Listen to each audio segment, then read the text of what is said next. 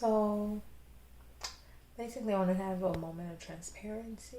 This is my moment of clarity.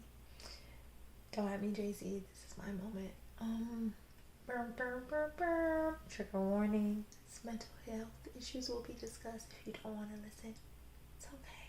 Do now. Anywho, but I've been in this moment or momentum of burning my back up. If you know, you know. If you tapped in, you tapped in. You understand what I'm talking about.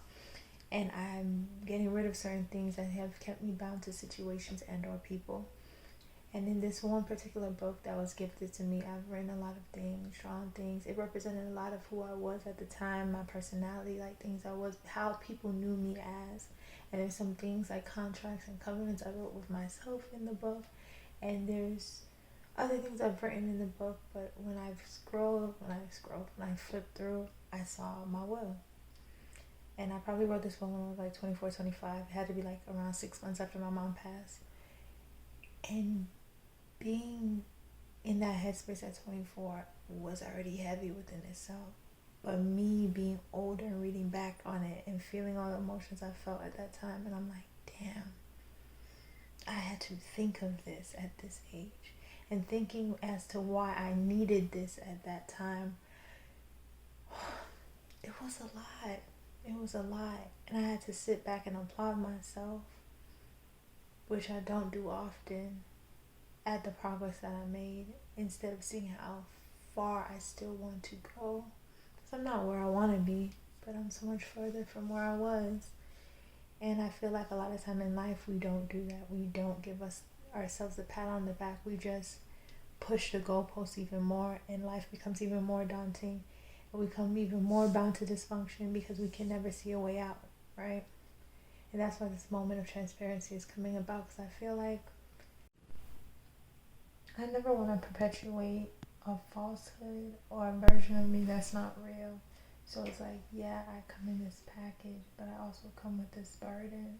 I also come with this life, these secrets, these things that I hold close. And it's just like, if I allowed myself to stop in that moment where I couldn't see past my hand, because I literally couldn't see past that moment, if I allowed that moment to dictate the rest of my life, I don't know where I would be.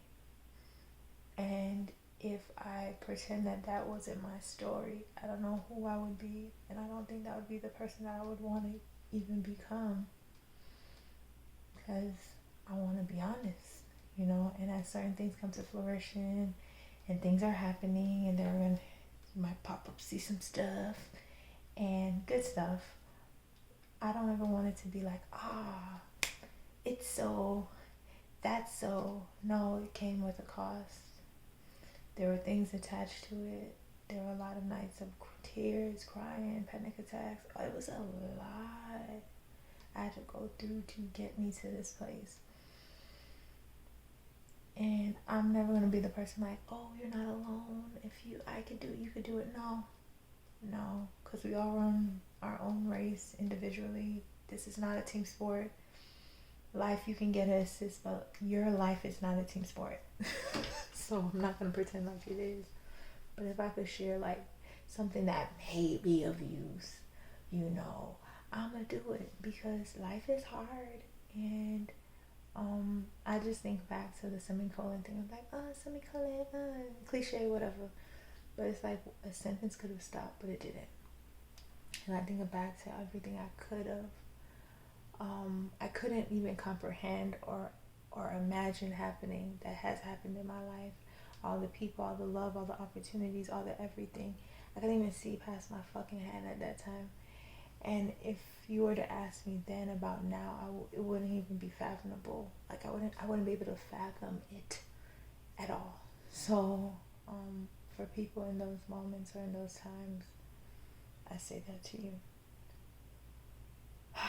Hope it wasn't too heavy for you, and if it was, well, tough cookies and rocks, that's life.